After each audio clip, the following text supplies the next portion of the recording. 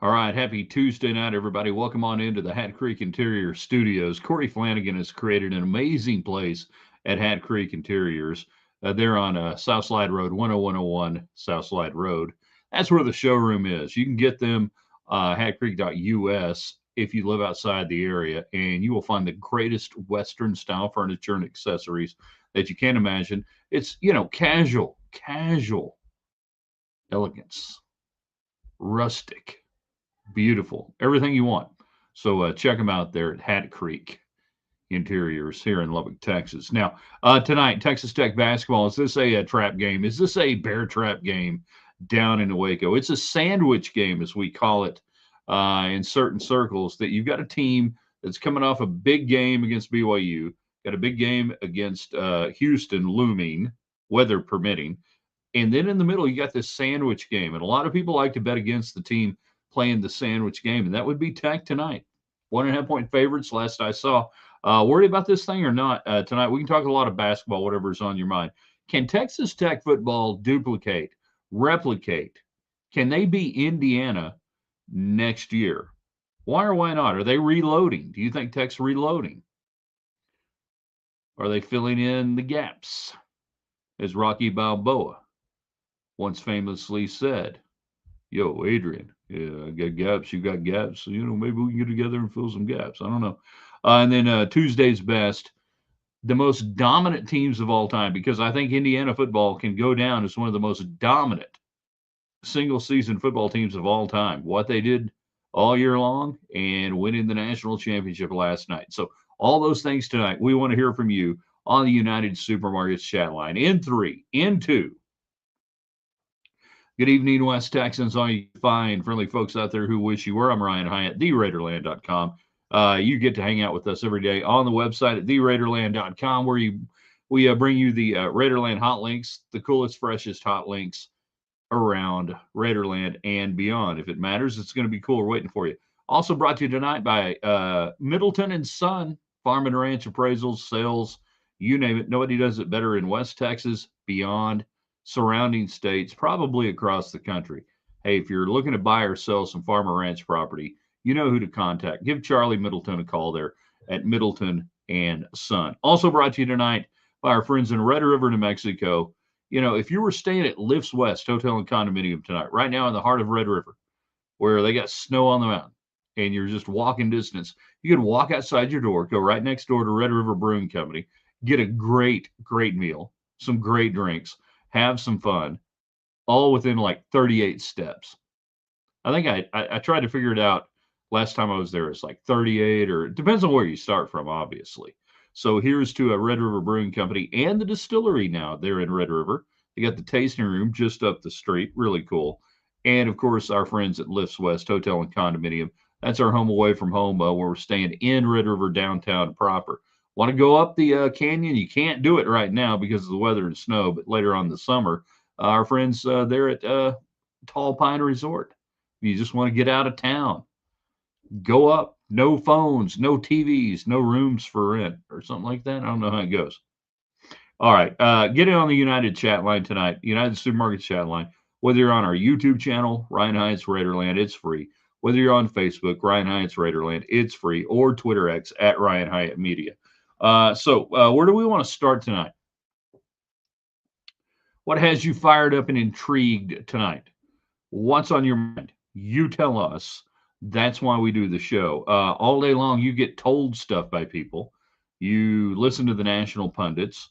All day long, you get to hear what they have to say. Well, now this is your time to sound off, thanks to United Supermarkets, the grocery store that cares about West Texas and puts their names on things at Texas Tech. So it could be Tech basketball tonight. We use the term all the time about trap games, and I think it's trite and overused now. I like sandwich games much better. And as we said in the open, this is the game in between BYU and Houston. It's a Baylor team that's 1-4 in the Big 12. But look at who their three losses are to: Iowa State, Kansas, Houston. You look at some of their Ken Palm rankings, they're not that much different from Texas Tech. You look at Texas Tech, and I'm impressed that Texas Tech is a 1.5 point favorite, unless something has changed here this evening. I'm impressed. That's respect, everything else. But this is a game that gives me a little bit of pause tonight because as you go through the Big 12 schedule, there is mental fatigue and physical fatigue. And when you are playing big games back to back and you roll through this and everything else, this is when the mental fatigue begins to kick in, late January to Valentine's Day. I think that's the toughest stretch. It's about a 3-week stretch. Not quite into it yet. I would say next week is, I think, when I've watched it up close and personal, covering teams, being on the road with teams, that it's that last week of January where you think this season's never going to end. And then all of a sudden it's February.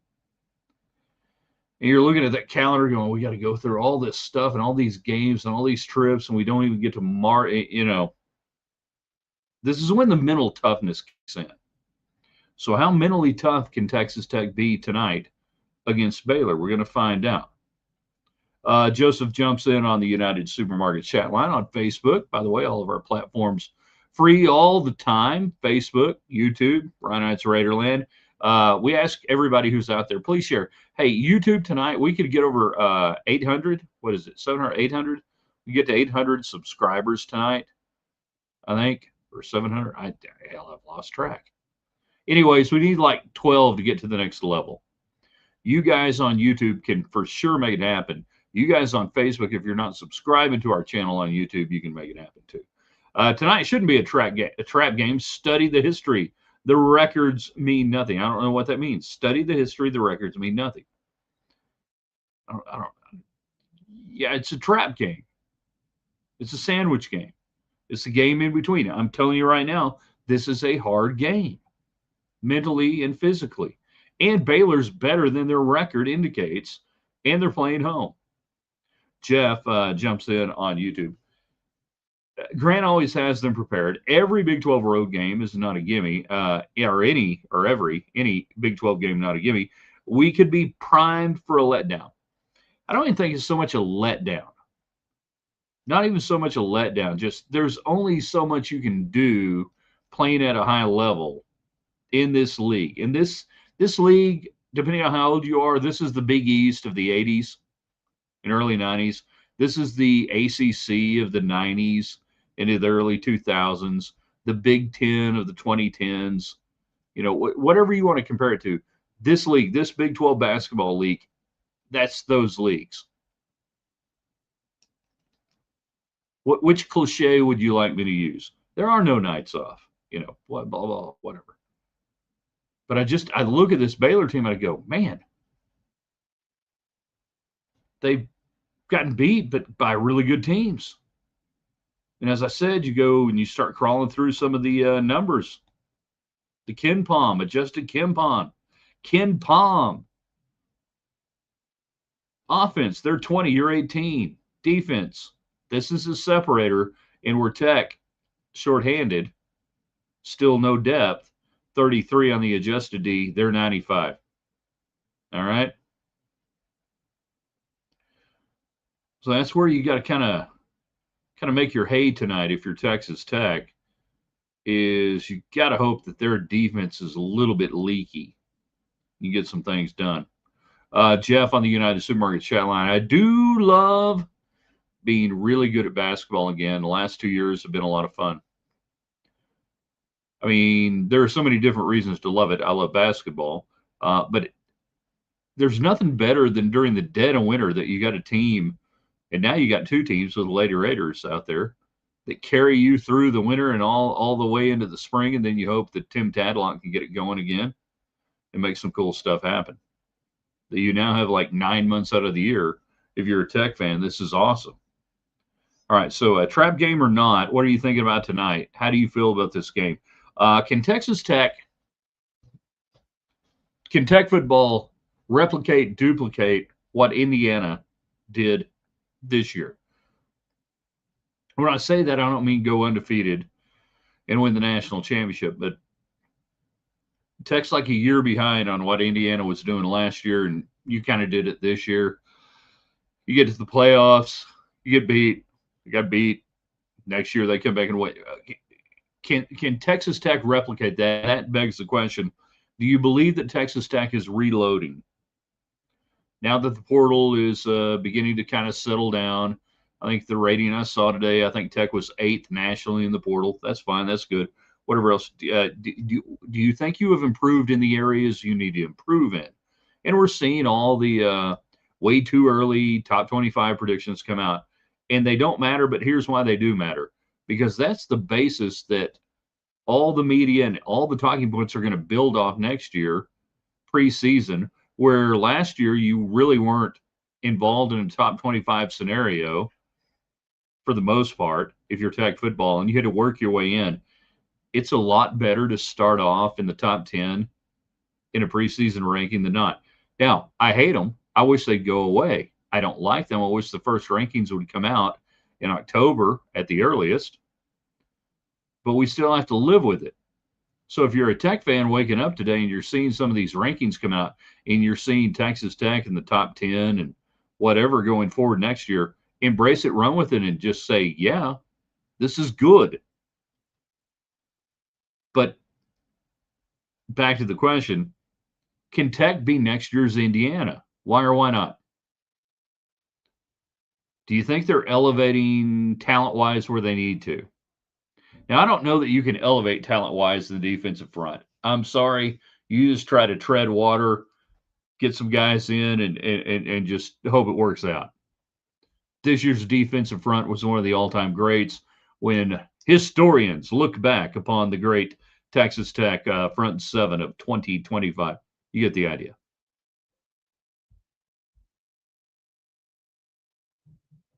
So where do you think it is? Can you be that team? Can you be Indiana? Because most people didn't think Indiana could replicate the success they had a year ago, and most people didn't think Indiana would be the national champion undefeated. Can Tech do that? Back to the United Supermarkets chat line tonight. Joseph, I think we need a couple of role players to shine and have big games. Let Toppin and Anderson coast a while. That would be great, but you just don't have the depth right now due to injuries and everything else. You're basically a 7-8 rotation, and while it would be great, I don't know if you consider like Lawan Watts or who Atwell, who you think the role players are. But for now, here's the deal: Anderson and Toppin have to go out and be Anderson and Toppin every freaking night in the Big 12. They got to do it tonight. They got to do it against Houston Saturday. By the way, we have weather looming. Winter is coming to West Texas. Winter is coming, and I hope it doesn't affect the crowd or anything else Saturday, but it's going to be nasty here in West Texas, much like a lot of the country.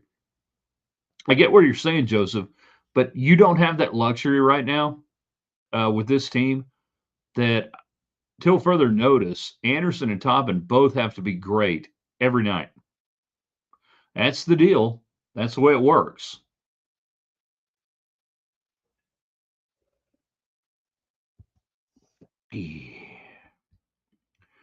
Jeff, he's on Facebook. The schedule is in our favor next year. We can do what Indiana did. Worried about the offensive line matching this year's D is going to be hard. I'll work backwards. Matching this year's D is going to be very hard. If you just come this close, you're going to be great. Now, the offensive line, what you're betting on is Zambrano, Ponton growing up a little bit. You add a little bit here and there, Sampson coming back. That what you want is what Miami and Indiana both showed you. The key to the great offensive line right now is age. It's age. It's guys who've had hundreds, thousands of snaps in your program. So you get a Felix Ojo in, highly respected offensive lineman. You need a couple of those every year. You got to get 4- and 5-star offensive linemen, keep them in the program, grow them, play them when they're sophomores, juniors, and seniors. Pay the hell out of them. You add in a little bit. You add in just a little bit. I fell into that trap this year. And I think it was Rob Rowe on Double T97 who I heard one day during the morning talking about this, and he really nailed it, talking about how we're kind of, I'm paraphrasing Rob, and if I'm kind of butchering what you were saying, but it's really not so much going out every year on the offensive line and trying to get 5 new guys. It's adding a piece here and there. It's growing up 5-star and 4-star recruits, and it's doing what Indiana and Miami had this year, which is guys that are 23 and 22 years old on your offensive line. That's the key. That's the key right there. Any word if that highly doubted defensive end out of Missouri made his choice yet? Don't know, but Tech brought in a guy out of Kent State as an edge rusher within the last 24 hours. Forgive me, I don't know his name. So it kind of tells me maybe that's not going to happen. And if the dude at Missouri has gone somewhere, all right. Yeah, Tech brought in some cat from Kent State. Kent State? Yeah, I think it was. Was it Kent? Yeah. I've got Don Williams' story queued up. I think. I thought I did. Maybe I don't. Oh, where the hell did it go? No, I don't have it. Dadgummit. Had the latest transfer portal and everything else. Edge ends, edge rushers. We used to call them defensive ends, right? Outside linebackers, defense. Now you're an edge guy.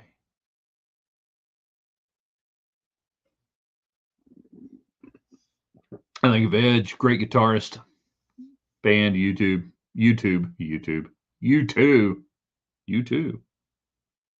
All right, so at Texas Tech and Baylor tonight, what do you think on this game?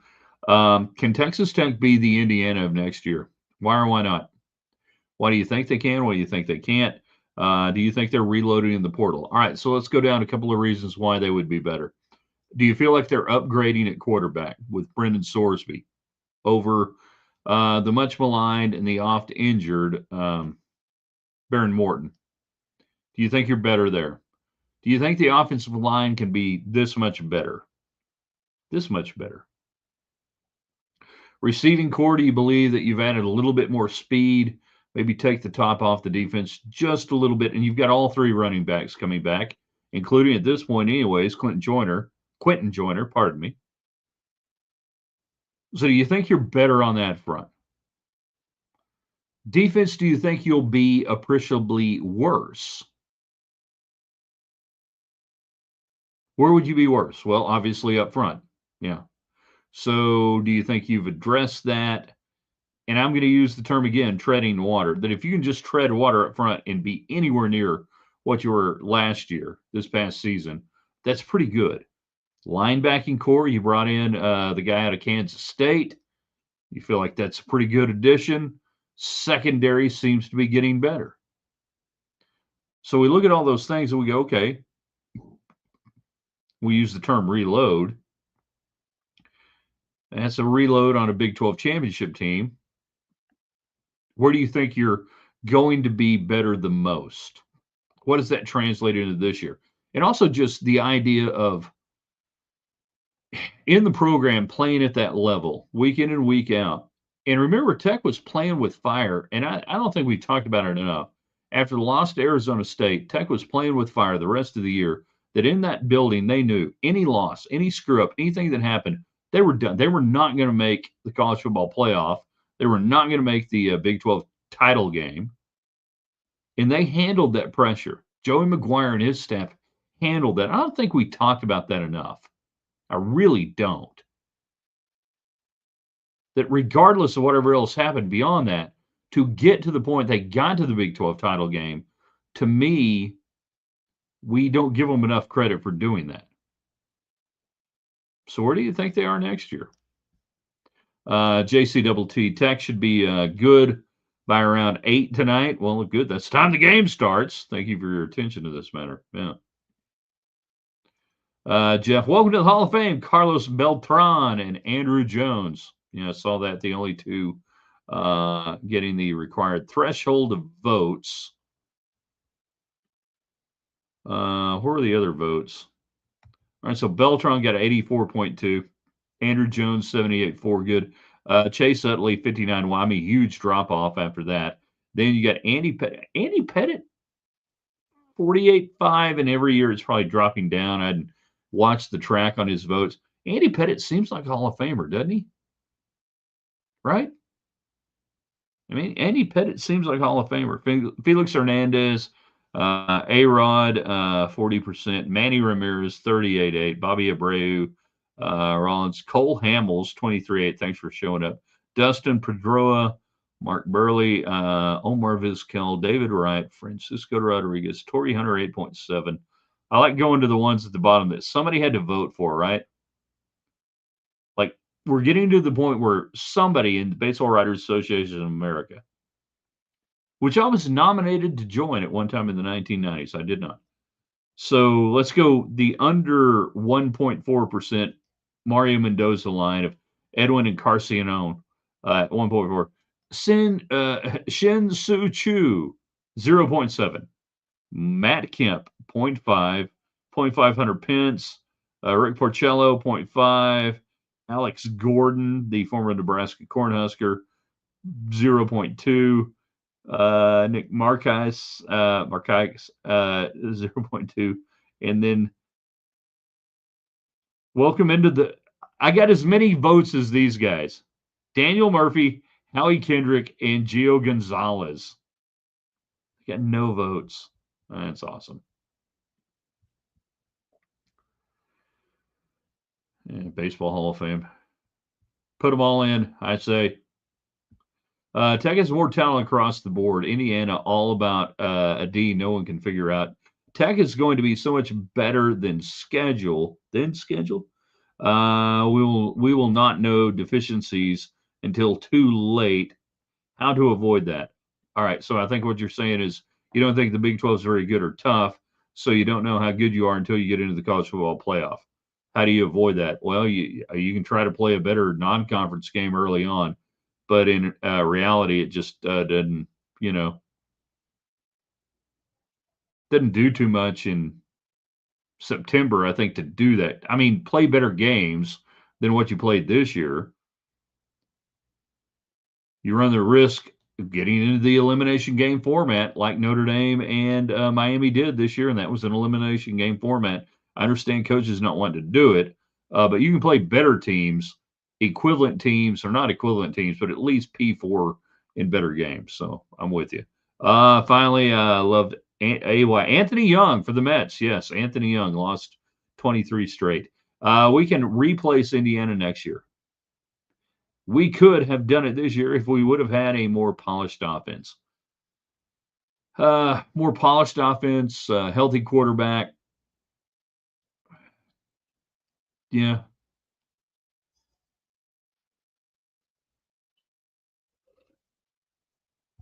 I mean, you look at the Tech defense, you look at Indiana defense and Miami. Let's say those are the three best defenses out there. That if it was a Royal Rumble, a Rumble Royale, and it's those defenses out there to determine it, Tech would have been right there in the middle of it. Busting chairs over people, taking folding tables, throwing them into the ring, that defense was good enough to be right there on the stage with both Indiana and Miami. And I was intrigued last night to see which Miami defense was going to show.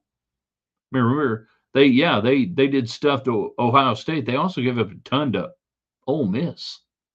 So, a few more comments before we get out of here. We don't have time to do this tonight. Duke is suing their current quarterback, who's trying not to be their current quarterback in Darian Mensah. This is fascinating. It's going to hinge on employee contract law, and this is going to become immediately case law on how players can get in and out of so-called contracts. The reason this is going on, though, is because college football needs a CBA. They need to unionize the players, and then schools like Duke and everybody else, it's cut and dry. You don't see NFL teams suing their quarterback trying to go to free agency. I can tag you, I can do this, you can go, but it's all cut and dried because of the CBA. Everybody who doesn't want to see stuff like what's going on at Duke, everybody who doesn't want to see this, it's real simple. Unionize the players. The school should be trying like hell to force a union on them and do it just like the NFL. The NFL has been rolling over the NFLPA for 25 years now. The NFL owns the Players Association. It's unbelievable what they get them to do for nothing.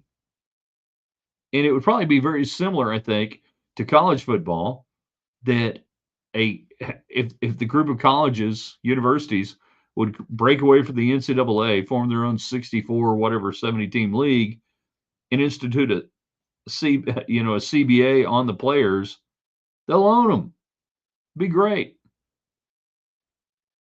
Yeah, but we can't do that though. We're amateurs. I'm going to take text 74. I gotta need to write this down here. About 74 to 68 tonight. That's a cover, by the way, for those who are wondering. We've looked at it intensively. I don't like this game at all, by the way. You know, I don't like this game at all. 74-68. What's the quarterback insurance since Sorsby is going to run more? I don't think he's going to run that much. I really don't think they want him to run that much. I think they want a mobile quarterback who can escape and extend the play, but I don't know that they necessarily want Sorsby to run that much. File that away for August when we start seeing some things, but I really don't think they're bringing Sorsby in to run RPOs and go crazy and run 10 plays a game. I think they want a guy who can extend the play, be big, strong, and healthy, and throw it downfield. He ran this year because he had to. You hope he doesn't have to. Now, if they're bringing him in to run a bunch, he's going to get hurt, and then it's going to be Hammond once he gets healthy, and anybody else on there. It's dumb to run your quarterback. It's dumb, stupid, dumb. The top 10 Power 4 teams can for sure win a national championship. So any arguments are on the margins, or on thin margins. Tech by 8 points, but scary. Yeah, 74-60. I get it 6. Chris, they signed the quarterback from Tulsa. Yep, you got there before I could. So there's your insurance policy on that. But if you're bringing a guy in to run, he's going to get hit. He's going to get hurt. And that's the end of the game, end of the story. You might get lucky. He might live through it. You might get lucky and have a year where your quarterback doesn't get hurt. And I'm not talking Tech. I'm talking to anybody. But the idea that you can put these quarterbacks out there for 12 games and they're not going to get hurt, to me, that's stupid. Yes, I know. I'm old school. I hate RPOs, zone reads. I don't want to run my quarterback. I want my quarterback who can run to extend a play and get to the next play. But I don't want to run my quarterback because I'm now paying guys to be running backs and lots of money. You got 3 running backs. You're going to pay money next year. Give them the ball and don't make my quarterback get hit. It's not hard. Shouldn't be anyways.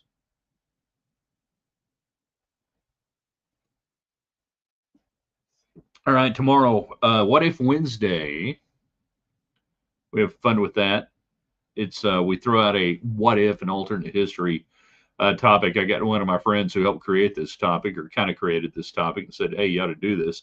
You've been banging me on a text message all day. Come on, Robert, just do this, do that. I mean, we've already done some of these, but we'll have some fun with it tomorrow.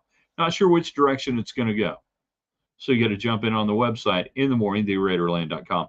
I'm going to ask you guys to do one thing for us tonight before we get out of here. Hey, enjoy the game. That'd be nice. Then, if you're on YouTube, like and share, please. Like and share, invite people in. Get us over whatever we're at right now. Like, I think 700, what we're looking at. Then same thing on our Facebook page. If you hadn't subscribed there, that'd be cool. We're going to post this on the website, theraiderland.com, in a little bit, and then you can share it all night long. It'd be great. Next, Power 5. All our sponsors, for the most part, are on Facebook or on Twitter. I can tell you right now, United Supermarkets, Facebook. Red River Brewing Company, Lifts West Hotel and Condominium, Facebook.